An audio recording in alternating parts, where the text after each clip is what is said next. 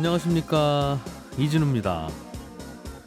요즘은 집 밖을 나서면 골목, 도로, 건물 곳곳 어디서나 나도 모르게 지켜보는 감시의 눈이 있죠. 바로 CCTV인데요. CCTV가 범죄 예방과 단속을 위해서 많은 역할을 하고 중요해졌는데 그동안 사생활 침해 논란도 참 많았죠. 이 CCTV는 원래 군사용 목적으로 개발돼서 우리 일상까지 폭넓게 보급되고 있는데 오늘 공부왕 이종훈 시간에 이 CCTV에 대해서 자세하게 들어보겠습니다.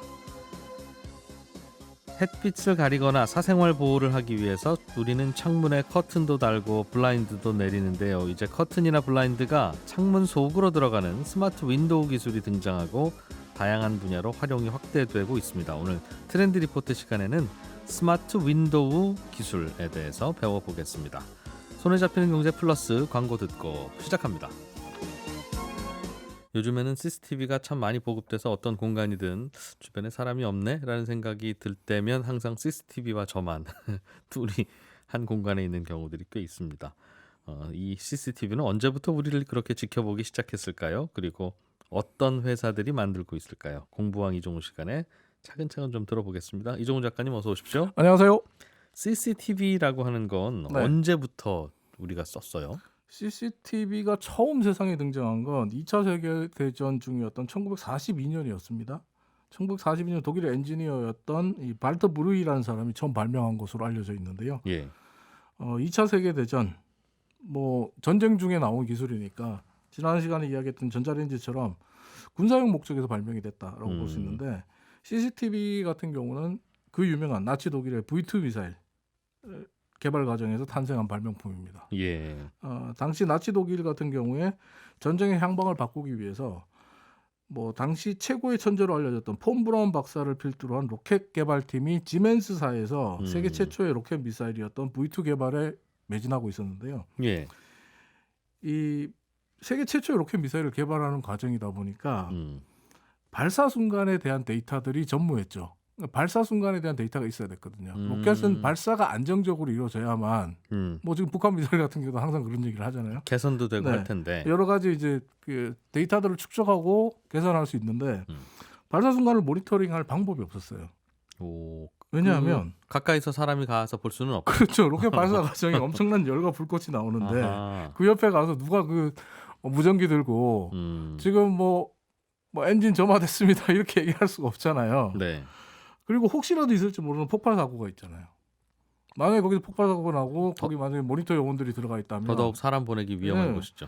아무도 안 들어가려고 그러죠. 그러니까 목숨 걸고 거기 들어갈 사람이 없으니까 이 문제가 이제 가장 큰 숙제였어요.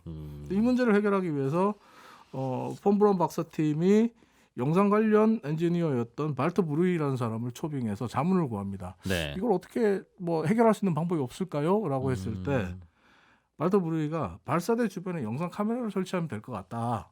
그래서 폐쇄회로 TV를 설치하면 될 것 같다. 폐쇄회로라는 게 우리랑 그 카메라 사이가 다 폐쇄된 그런 의미인가 봐요. 그렇죠. 실제로 우리가 TV로 송출되는 카메라와 또 다른 거죠. 어떻게 보면 폐쇄된 공간 속에서 보는 거니까. 예. 그러니까 통제실에서 그 영상을 볼 수 있도록 그 용도로만 쓰는 카메라를 만든 거예요. 예. 이것이 바로 최초의 CCTV 카메라였는데 이 CCTV 카메라 덕분에 실제로 V2 미사일 개발이 성공할 수 있었어요. 보면서 발사 과정의 데이터들을 축적할 수 있었거든요. 뭐가 문제인지. 예, 실제로 그 과정 속에서 CCTV가 설치돼 있었는데 로켓이 폭발하면서 CCTV가 싹 다 날아간 적도 있다 그래요. 아하. 그런 사고를 어떻게 보면 인명 피해 없이 잘 마무리할 수 있었던 것이 발터 브루이 덕분이다 이렇게 볼 수 있는데 하지만 1942년 10월에 그 V2 미사일이 처음 발사에 성공을 하거든요. 예. 근데 CCTV 영상을 통해서 폰 브라운과 발터 브루이 등 이제 연구 개발팀들이 이 장면을 굉장히 흐뭇하게 봐요. 우리가 세상을 바꾼다, 네. 우리 역사를 바꾼다라고 했는데 정작 세상은 미사일보다 CCTV 카메라 그 미사일이 발사되는 과정을 찍기 위해서 설치했던 그게 더 CC 나중에 카메라가 활용도가 훨씬 더 높았다. 많은 인기를 끌고 훨씬 더 많이 활용되는 세상을 바꾸는 발명품이 된 거죠.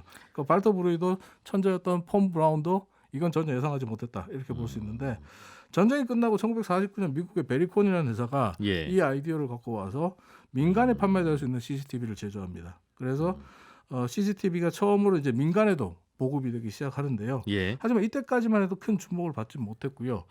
1968년에 와서야 비로소 CCTV가 세상에 많은 사람들의 주목을 받게 됩니다. CCTV 할 때 TV가 우리 요즘 보고 있는 TV, 텔레비전이라는 TV. 네. 뜻이죠. 네. 앞에 맞습니다. 붙어 있는 CCTV는 그러니까 closed circuit. 네. 요 우리끼리만 보는 TV. 폐쇄 폐쇄 회로 된- 안에 있는 네. TV, 공중파 TV가 그렇죠. 아니라. 알토 브루이 같은 경우에 실제로 TV 영상 우리가 보는 텔레비전 기술도 상당히 많이 특허를 갖고 있고 개발한 사람이에요. 그래서 영국 텔레비전 협회로부터 이 사람이 공로상도 받을 정도로 영상 쪽에서는 아주 뛰어난 전문가였다고 합니다. 그렇군요.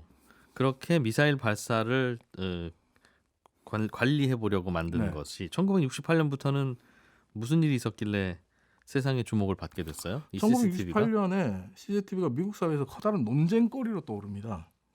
논쟁이 벌어진 이유는 뉴욕주에 있는 올리안이라는 정말 별다른 특징 없는 작은 타운에서 시작이 됐는데 이 올리안 타운의 그 시 당국과 그리고 경찰들이 범죄 예방을 위해서 1968년 최초로 감시용 카메라의 목적으로 CCTV를 도시 중심 도로에 설치하기로 결정을 합니다. 예. 처음에는 분명하게 설치 목적이 있었습니다. 늘어나는 범죄를 예방하기 위해서 또 범죄자들을 식별하고 범죄율을 낮추겠다라는 목적으로 이 CCTV를 도로에 설치를 했는데 네. 하지만 CCTV를 설치한다라고 알려지자 이 올리안 타운 사람들이 우리를 감시하겠다는 거냐? 조지 오웰의 빅브라더 사회가 오는 거냐?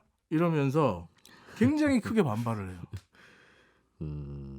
이거 다 없애라. 설치해 예. 절대 안 된다라고 합니다. 그러면서 CCTV 시스템 제거를 요구하는 청원까지 올리게 되고 네. 미국 사회도 이 문제를 가지고 시민 감시 그리고 범죄 예방 이 두 가지 주제를 가지고 첨예하게 대립을 하게 되죠. 예. 하지만 범죄 예방 쪽에 손을 들어주면서 청원이 기각됐고 이렇게 되자 이후에는 CCTV를 보안과 범죄 예방 목적으로 도처에서 사용하기 시작합니다. 특히 은행과 상점에서 예. CCTV를 찾는 수요가 굉장히 많아졌어요. 프라이버시보다 범죄 예방이 더 중요하다는 결정을 내렸다는 거군요. 그렇죠. 실제로 CCTV는 나를 지켜보는 눈이라고 할 수 있지만 나를 감시하는 눈이기도 하죠. 예. 그런데 CCTV가 이때는 라이브 기능만 있었어요. 그 말이 녹화 기능이 없었어요. 현장을 그냥 실시간으로 관찰만 할 수 있는. 관찰만 할 수 있었어요. 음. 근데 이후에 녹화 기술이 발달하면서 예. CCTV가 폭발적인 성장을 하게 되고 녹화 기술이 발전하면서 감시와 관련된 논쟁이 더 심화되죠. 그렇군요. 그 빅브라더라고 하는 소설에 나온 1984년에 나오는 그것 때문에 오히려 빅브라더의 세상이 뒤로 밀리거나 안 왔는지도 모르겠어요. 뭐 반대하려고 그러면 다 그거 갖고 와서 반대하니까 그건 좀 아닌 것 같다 근데 싶으니. 조지 오웰의 1984년 소설이 얘기하는 세상이 되게 가는 것도 있죠, 실제로. 물론이죠. 다만 저는 그거 덕분에 갈 거 빨리 올 것도 안 오고 있다. 반대하는 분들의 가장 큰 근거로 활용되니까 오히려 그렇군요. 녹화 기능이 더해지면 뭐 매번 실시간으로 사람이 지켜보지 않아도 나중에 한꺼번에 보면 되니까. 네, 실제로 이제 1969년에 릴 방식으로 녹화하는 방식이 있었어요. 영상이 뭐 예전 영화 보면 예. 영상이 이렇게 걸어놓고 필름. 필름 이렇게 걸고 하듯이 그 방식이 있었는데 이게 시간과 비용이 너무 많이 들고 또 영상에 대한 그 화질도 낮아서 신뢰도가 별로 없었는데 예. 1970년대 들어오면서 VCR 기술이라는 게 등장하죠. 음. VCR 기술이 등장하고 이후에 CCTV 영상은 비디오 테이프로 저장된 형태로 보관이 가능해졌죠.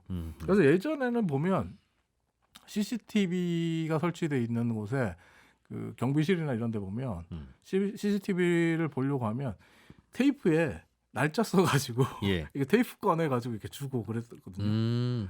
근데 지금은 이제 뭐 디지털화 됐기 때문에 그런 시대가 아닙니다만 어쨌든 이 비디오 테이프가 VCR 기술이 발달하면서 1980년대가 되면서 예. 감시 카메라 목적의 CCTV 수요가 폭발적으로 증가를 합니다. 이후에 CCTV는 IP 카메라, 지능형 CCTV 등으로 기술이 발전하면서 예. 더욱더 증가하는 추세가 되고 있는데 대표적인 사례가 영국이에요. 영국 같은 경우에 중국과 더불어서 지금 CCTV의 천국이라고 불리거든요. 근데 영국이 CCTV 실외 CCTV를 처음 설치한 게 1985년입니다. 네. 1985년인데 2015년 현재 런던에만 62만 대의 CCTV가 있고요. 와. 전국적으로 600만 대가 넘는 CCTV가 설치되어 있습니다. 영국에 예. 예. 2015년 현재 전 세계에 있는 CCTV 개수가 2억 4,500만 대라고 합니다. 이게 전 세계 인구 30명당 한 대꼴이에요. 30명당 한 대꼴로. 아. 우리나라에는 몇 대 있습니까? 30명당 한 대꼴로 있으면 우리나라에는 약 한 170만 대 정도 있으면 인구랑 비슷할 것 같은데. 우리는 CCTV의 천국이라고 불리는 영국보다 더 많은 숫자가 있습니다. 그래요? 우리나라는 한국정보화진흥원이 내놓은 2015년 정보화 통계집 자료를 보니까 네. 2015년 현재 우리나라 전국에 설치된 CCTV 개수가 796만 6천 대라고 합니다. 와, 이거는 거의 5명에 한 대꼴, 6명에 한 대꼴 이 정도네요. 네. 아니 그런데 왜 영국이 CCTV의 천국이에요? 우리나라가 더 많은데. 모르겠어요. 근데 우리가 더 불리는 많아요. 말이 세상에. 그럼 이게 전 세계에서 이것만 팔아도 큰 돈 벌겠군요. 시장 규모가 엄청나게 커요. 그 CCTV 같은 경우에 이렇게 CCTV 카메라만 파는 게 아니라 요즘은 CCTV를 통한 감시 시스템, 영상 분석 시스템 등 다양한 시스템들을 같이 팔아야 되거든요. 예. 아까 VCR 얘기를 했지만 VCR 녹화 기능이 더해지면서 CCTV 카메라만 파는 게 아니라 VCR 레코딩 뭐를 할 수 있는 기기들 예. 그리고 비디오 테이프에 대한 수요도 마찬가지로 늘어나게 됐잖아요. 음흠. 그러다 보니까 지금도 뭐 IPTV, IP 카메라 그리고 지능형 CCTV 등에 이제 등장하면서 감지 시스템과 영상 분석 시스템이 더욱더 이제 복잡하고 더 규모가 커지고 있는 상태예요. 그러다 예. 보니까 시장 규모가 엄청나게 지금 커지고 있는 상황인데 음흠. IMS 리서치라는 곳이 내놓은 자료를 보면 글로벌 CCTV 전체 시장 규모가 2011년에 1,050억 달러, 146조 원을 기록했고 네. 연평균 14%대의 성장을 지속하면서 2016년에 2,020억 달러, 281조 원에 달한다. 와. 이렇게 분석을 하고 있습니다. 그러니까 이게 CCTV 자체도 보급이 되지만 CCTV 하나에 붙어 있는 각종 소프트웨어들이 늘어나면서 네. 더 비싼 거가 팔려서 그렇기도 하겠네요. 그렇죠. 아마 여기에는 제가 볼 때는 그 분석 인력까지 다 포함이 되어 있지 않을까 하는 생각이 드는데 예. 시장 규모가 이렇게 커지고 있는 이유가 인공지능, AI, 뭐 안면 인식 기술, 클라우드 시스템 등 신기술들이 계속해서 접목되고 있기 때문이기도 해요. 예. 실제로 지금 중국 같은 경우에는 CCTV가 어느 정도로 발달해 있냐 하면 횡단보도에 CCTV를 설치해 놓고 있는데 횡단보도에 설치된 CCTV가 횡단보도 신호를 기다리기 위해서 서 있는 사람들 있잖아요. 네. 그 사람들을 촬영을 합니다. 촬영을 하는데 그 사람들을 단순히 촬영해서 녹화만 하는 게 아니라 네. 한 명 한 명의 안면 인식을 합니다. 누군지. 예. 예. 그리고 그게 실시간 데이터로 중국 공안이 갖고 있는 범죄자 데이터베이스와 연결이 됩니다. 현상 수배범 찾는 네. 거예요? 그러니까 길을 건너기 위해서 서 있는 사람들을 대상으로 범죄자를 가려내고 실시간으로 인근 공안에게 그 데이터를 계속적으로 넘겨줘요. 야. 뉴욕타임즈 보도에 따르면 중국 푸젠생 공안 같은 경우는 이런 방식으로 수집해서 보관하고 있는 중국인 얼굴 사진 숫자만 25억 2천만 장이 넘는다고 합니다. 25억 2천만 장을 푸젠성의 공안이 보관하고 찍어서 있는 거예요. 보관하고 있는 거예요. 네. 그리고 데이터베이스화 하고 있는 거예요. 그러니까 최근에 중국 공안 같은 경우에는 중국 CCTV 업계에다가 이런 요청도 하고 있다 그래요. CCTV 영상뿐만 아니라 목소리도 같이 수집할 수 있게 제작해달라. 그러니까 목소리를 수집하고 분석하는 분석 시스템도 개발해서 납품해달라. 예. 그러니까 이렇게 되면 그건 CCTV 회사가 할 수 있는 건 아닌 것 같은데. 근데 중국 쪽에서 개발을 하고 있어요. 예. 중국 쪽에서 개발을 하고 있는데 이렇게 되면 이제 CCTV는 영상뿐만 아니라 음성 수집 기술뿐만 아니라 음성 데이터 분석 기술, 음성 분석 기술 등등 다양한 기술들이 또 덧붙거든요. 네. 또 가까운 미래 이제 자율주행 자동차 이야기하잖아요. 자율주행 자동차 시대가 되면 자동차는 자율주행으로 달리는데 네. 도로 위의 통제는 CCTV가 한다는 거죠. CCTV가 관찰을 하고 있다가 자율주행 자동차에 연결된 AI와 CCTV의 AI가 연결돼서 도로를 다 통제하고 신호등뿐만 아니라 모든 것들, 도로의 교통 흐름까지 다 CCTV가 통제한다. 이런 이야기까지 하고 있는데 이렇게 되면 CCTV와 결합한 신기술 시장 규모가 미래에는 얼마나 더 커질지 예측이 안 되는 상황입니다. 전 세계 CCTV는 어느 회사에서 제일 많이 만들어 팔고 있어요? 중국의 하이크 비전이요. 하이크비전. 이 회사는 중국 정부가 지분을 47% 가까이 갖고 있어요. 어허. 근데 지난 2001년에 설립됐거든요. 근데 지난 2001년에 설립됐는데 중국 정부의 전폭적인 지원 그리고 중국 내수 시장의 폭발적인 성장세 네. 등등을 등에 업고 단숨에 지금 시장 1위 업체에 올라서 있는데 중국 같은 경우 2001년에 하이크비전이 등장한 이후에 CCTV 업체를 키움과 동시에 중국 사회의 어떻게 보면 감시와 통제를 위해서 스카이넷 프로젝트를 해요. 그게 무슨 프로젝트예요? 스카이넷 프로젝트 뭐 스카이넷 그러면 터미네이터 영화 터미네이터 생각하시는 분들 많은데 예. 스카이넷 프로젝트가 뭐냐면 아까 말씀드렸던 CCTV로 모든 사람들을 통제할 수 있는 하늘의 눈을 달자. 그래서 뭐 CCTV로 중국의 모든 사람들을 관찰할 수 있도록. 예전에 뭐 공산국가들 같은 경우 5호 감시제 예. 뭐 이런 거 했잖아요. 그걸 CCTV로 다 해결하겠다는 거죠. 누가 어디로 가는지 다 보고.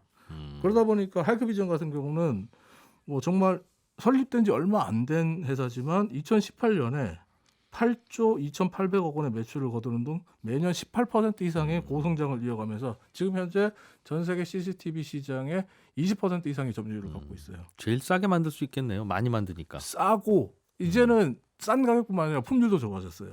그러다 보니까 앞서 말씀드린 영국 같은 경우도 하이크비전의 CCTV를 굉장히 많이 씁니다. 예. 우리나라도 하이크비전의 CCTV가 많이 있고요.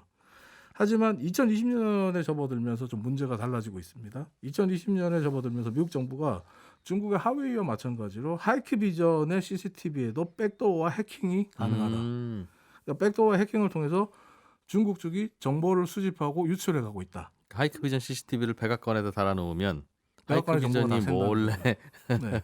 그거 어디다 다른 데다 보낼 수 있다는 거죠. 그렇죠. 게다가 음성 수집까지 이제 가능해지면 더 대단해지겠죠. 그래서 예. 이제 미국 정부가 이 문제를 제기하면서 하이크비전의 기술 수출 제한 그리고 하이크비전과의 거래 중단을 권고하는 제재가 발동되면서 하이크비전의 시장 점유율과 성장이 지금 좀 주춤하고 있는 상태예요. 예. 영국 정부 같은 경우도 미국 정부의 압력 때문에 하이크비전 제품을 철거할지 말지 고민 중이고 우리나라 같은 경우도 안보와도 직결될 수 있는 항만이라든지 제외 공간에 하이크비전 제품이 상당히 많이 설치돼 있거든요. 이 문제는 지금 우리 국회에서도 꾸준히 지금 문제 제기를 하고 있습니다. 예. 하이크비전의 백도어 문제 그리고 해킹 문제, 정보 유출 문제, 안보 정보 유출 문제 이 문제를 해결하지 못하면 하이크비전 같은 경우는 상당히 좀 성장이 정체될 수밖에 없는 상황인데 우리 입장에서 이런 게 반갑죠.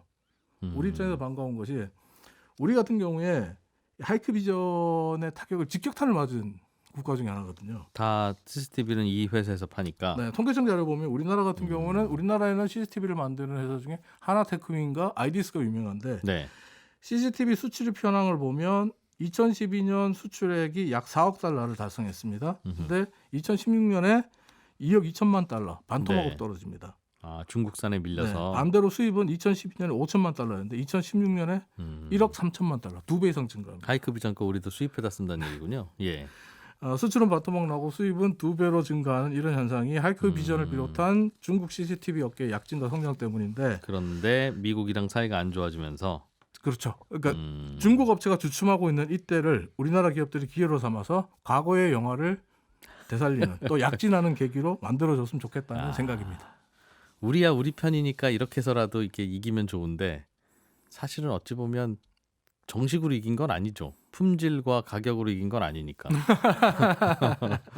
우리는 그래도 백도어와 해킹은 없잖아요. 그러게요. 근데 아마 부품도 이쪽에서 수입해다 오고 그러면 아마 뭐 어떻게 의심받을지는 잘 모르겠네요. 하여튼 미국과 중국이 싸우는 과정에서 피해를 보는 우리나라 기업도 많고 또 이렇게 살짝 수혜를 보는 기업들도 네. 은근히 꽤 있어서. 그래서 미국이 제재했을 때 아이디스 주가가 그날 급등했어요. 아, 네. 주식시장에서도 네. 민감한 뉴스. 공부왕 이종훈 작가였습니다. 고맙습니다. 감사합니다. 잘 들었습니다. 예, 저는 잠시 후에 2부에서 다시 찾아뵙겠습니다. 커튼과 블라인드를 창문 속에 넣는 기술이 요즘은 가능해지고 있다고 합니다. 스마트 윈도우 기술인데요. 조금 더 발전한 쪽에서는 유리창에 날씨나 각종 정보가 또 뜨는 경우도 있다고 하네요. 자세한 내용 들어보겠습니다. 한국인사이트 연구소의 김아람 책임연구원님 어서 오십시오. 네, 안녕하세요. 이걸 스마트 윈도우라고 부르는 모양이에요. 네, 이게 사실 뭐 공식 명칭이라기보다는요. 예. 어떤 제품들을 구현하는데 다양한 기술이 사용이 되는데요. 음.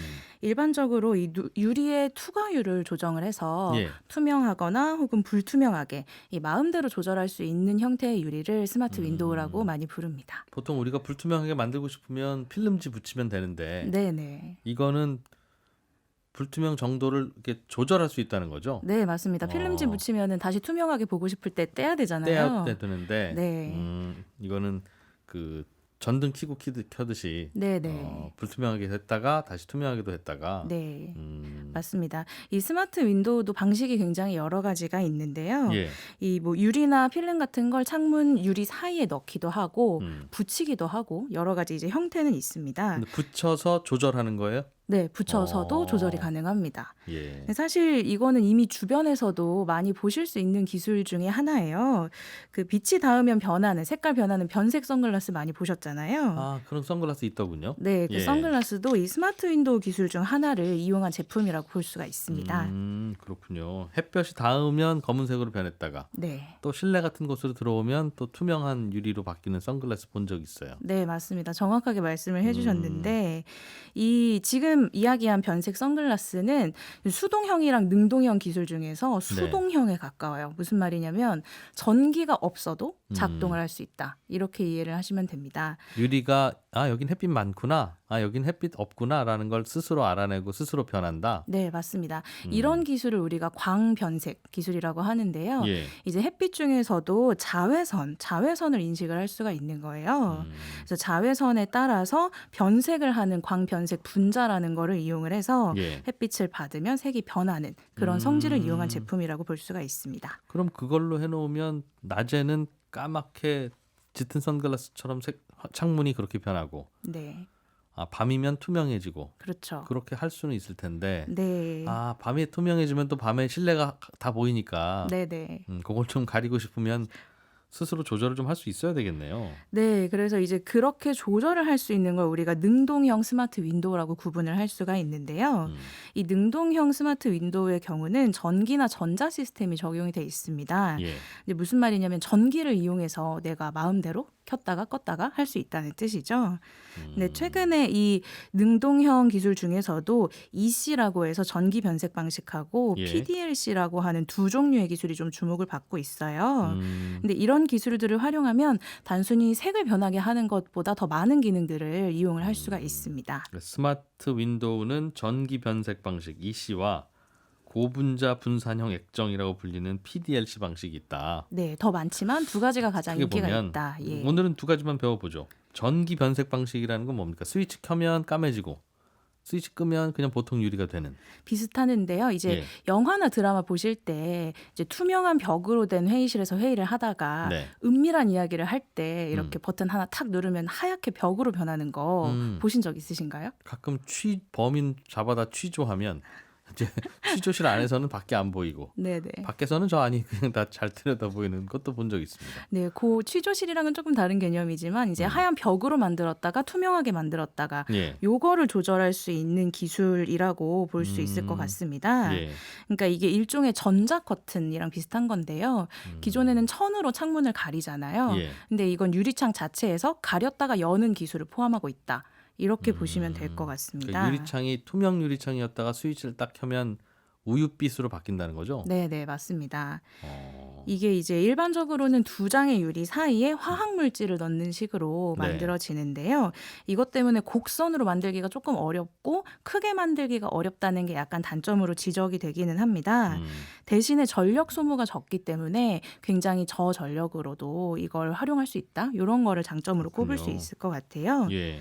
네, 근데 이 기술이 특히나 태양광의 투과량을 조절하고 건물의 냉난방 할 때 온도 조절에 활용할 수 있어서 이 최근에 건축에서 창호로 활용하는 경우들이 좀 많이 있습니다. 기술적으로야 될 것 같은데 가격도 꽤 쓸만하게 내려왔답니까? 네, 예전에 비해서는 좀 많이 내려왔는데 대신에 이제 가격적으로는 인테리어에 주로 많이 사용이 되고 네. 외벽에 있는 창호까지는 그렇게 적극적으로 사용이 아직은 되지는 않고 있습니다. 그렇게 하기에는 좀 비싸고 네. 조그만 유리 신기하라고 네, 한 4벽에 한 정도? 요 정도에는 아, 네, 무리 없이 사용을 할 수 있는데 예. 이거 이제 냉방할 때 이런 기술을 사용을 하면 10에서 25% 정도 에너지 절감을 할 수 있는 효과를 낼 수가 있고요. 예. 또 특히 여름에 뜨겁게 달궈져 있는 자동차 타는 거 너무 힘들잖아요. 네.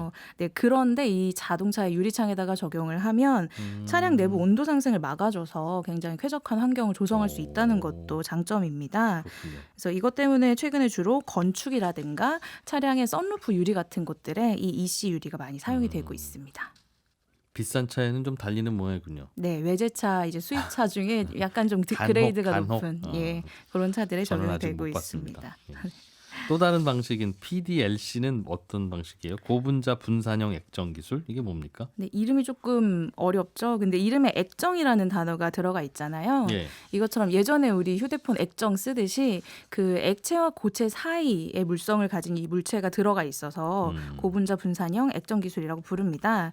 그러니까 요거는 전압이 없는 상태에서는 불투명해요. 꺼져 있는 상태에서는 불투명하다가 전압을 넣어주면 액정의 배열이 규칙적으로 바뀌면서 확 투명해지는 네. 그런 방식입니다. 음, 근데 앞에서 설명한 이 EC 방식에 비하면 투과도를 훨씬 더 자유롭게 단계별로도 조절을 할 수가 있어요.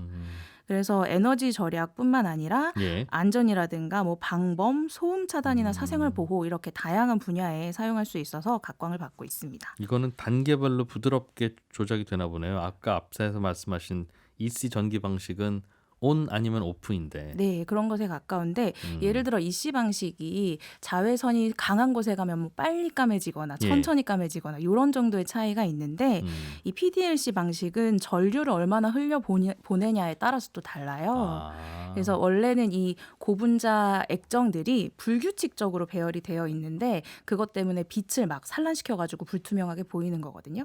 근데 전압을 넣으면 얘네가 쫙 줄을 서는 거죠. 줄을 서면서 뒤에 있는 풍경이나 빛을 통과시켜주는 그런 역할을 하기 때문에 예. 이 전류의 어떤 정도에 따라서 투명도 조절이 가능합니다. 그렇군요.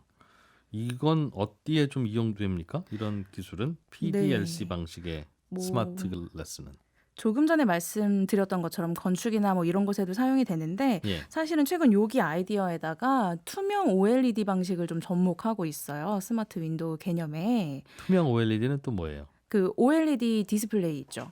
디스플레이인데 예. 이게 뒷판이 까맣지 않고 투명한 겁니다. OLED는 TV가 비싼 TV는 그거라고 들었는데. 네, 그 비싼 TV의 기술이 이런 스마트 윈도우와 접목이 되고 있는 그런 케이스인데요. 어떻게요? 네, 그 SF 영화에서 보시면 여러 가지 정보 같은 것들을 유리창에 막 띄워주잖아요. 예. 이런 식으로 지금 활용이 가능해지는 시대가 거의 다 왔습니다. 아 실제로 네. 유리창에다가 뭐 거기서 TV 화면도 띄우고 네, 뭐 영상 통화도 하고 거기서 네, 비슷합니다. 네. 모니터 있는데 굳이 왜 영화 볼 때도 항상 아니 옆에 모니터 있으면 그거 같이 보면 되지 굳이 유리 있는 곳으로 데려가서 네. 띄우더군요. 그렇게 생각하실 수 있는데 이제 예. 최근에 산업계에서 주목하고 있는 거는 교통수단과 접목하는 분야예요. 이제 스마트 윈도우를 여기에다가 접목하게 되면 승객들이 교통수단에서 창문을 통해서 새로운 정보나 컨텐츠들을 즐길 수가 있게 되는 거예요. 차 안에서. 네, 맞습니다. 예, 예. 그러니까 장시간 이동할 때 막 책 보거나 하면 또 멀미 나는 분들 많으시잖아요. 근데 창밖을 보는 것보다 좀 더 다양한 활동들을 이 네. 스마트 윈도우를 통해서 하실 수가 있게 됩니다. 이제 특히 앞서 CCTV 이야기할 때에도 이제 자율주행 이야기 나왔잖아요. 예. 근데 이런 자율주행 기술이 더 발달된다면 사람들이 차 안에서 더 많은 활동들을 하려고 할 거예요. 뭐 영상을 보거나 네. 회의를 한다든가 다양한 활동들을 하려고 할 텐데 네. 뭐 이런 산업이 등장함에 따라서 더더욱 활용 범위가 더 확장될 수 있을 걸로 기대하고 영화를 있습니다. 보려면 차에 붙어 있는 유리에 그게 디스플레이가 돼서 그쪽에서 영화가 나온다는 거죠. 네, 영화뿐만 아니라 내가 지금 어딜 지나가고 있는데 예를 들어 저 산에 대한 정보가 궁금하다라고 네. 하면 그걸 오버레이 해가지고 그 위에 띄워주는 식으로 내 눈앞에 보이는 저거를 네. 터치를 하면 맞습니다. 나온다는 이런 거죠. 증강현실과도 또 혼합이 될 수 있기 때문에 활용도가 일반적인 디스플레이보다 더 넓다고 할 수가 있겠습니다. 그거는 이걸로 해야 되겠네요. 네. 나머지는 그냥 스마트폰 보면 되는 걸로. 네, 그래도 좀 쓸모가 있어 보이시죠? 조금 진작 나왔으면 차 안에서 막 영화도 봐요 그럴 텐데 네, 네. 이미 뭐 보고 있으니까요 스마트폰으로. 워낙 요즘에는 막 여기저기 디스플레이가 많으니까요. 예. 네. 그렇군요. 예. 이런 액정 디스플레이도 실제로 뭐 산업 현장에서도 많이 적용이 되어 있는데 예를 들자면 이제 글로벌 항공기 제작사인 비사 같은 경우에는 보잉. 맞습니다. 예. 보잉 아니면 에어버스니까요. 네, 예. 이 보잉에서는 그 자사의 드림라이너라고 하는 항공기에 이 스마트 윈도우 기술을 적용을 했어요. 왜 비행하다 보면은 햇빛 때문에 눈부셔서 블라인드 내리는 경우 많으시잖아요. 예. 근데 이거는 블라인드를 손으로 내리는 게 아니라 버튼만 누르면 이 투명도를 조절해줘서 편안하게 탑승할 수 있는 이런 기술입니다.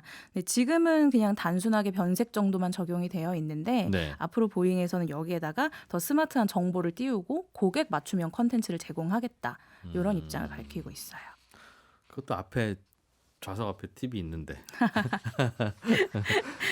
아니, 조금 늦게 나왔구나 싶은 생각이 좀 들긴 하네요.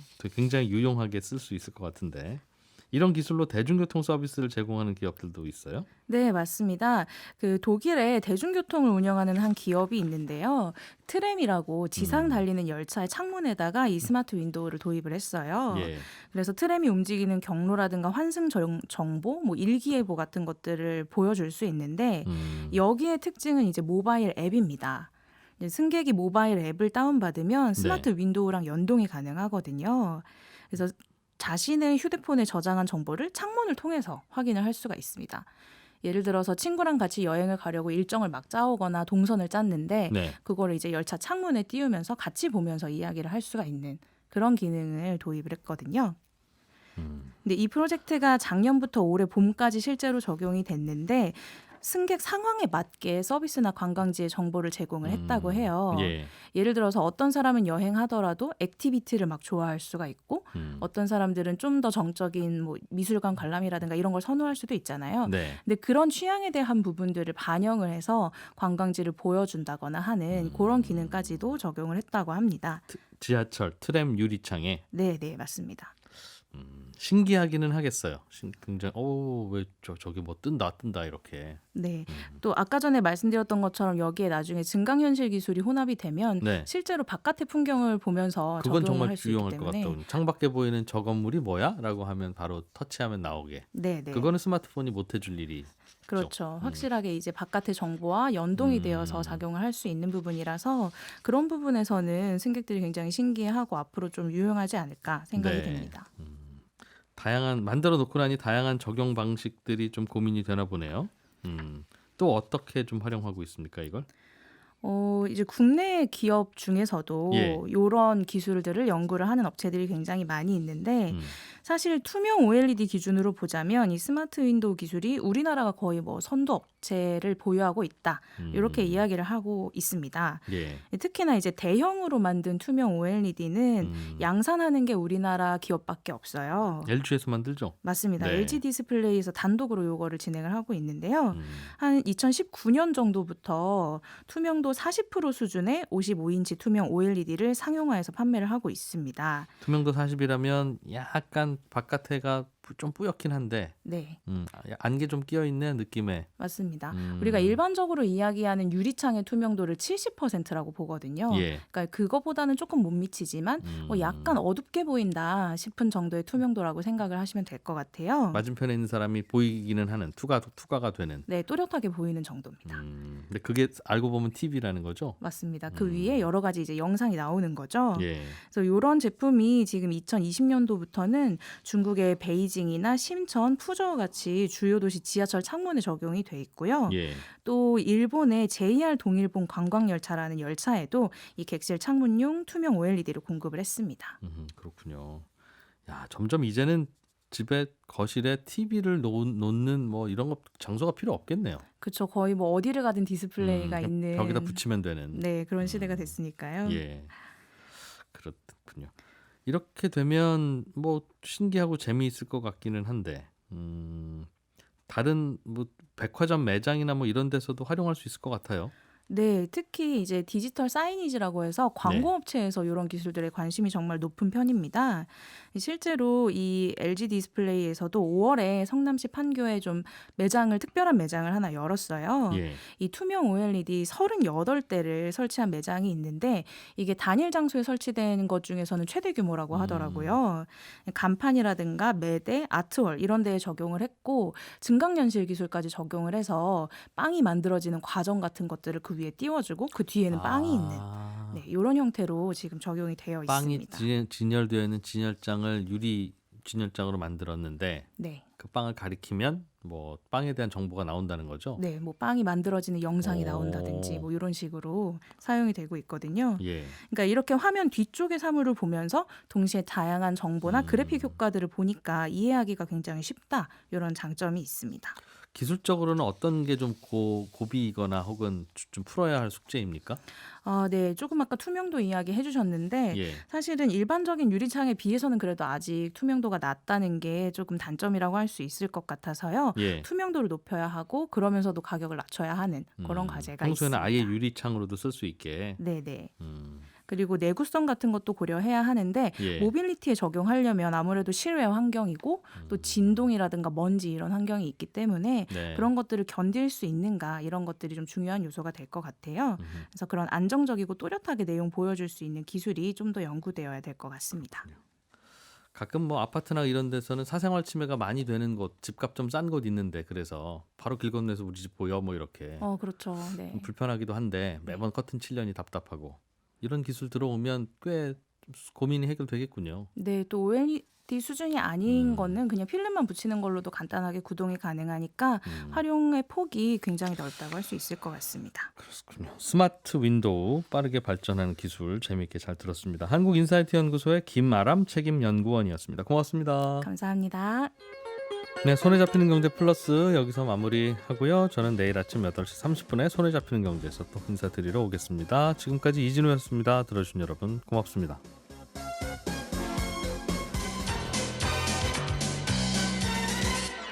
더 깊고 더 재미있는 경제 이야기. 이진우의 손에 잡히는 경제 플러스.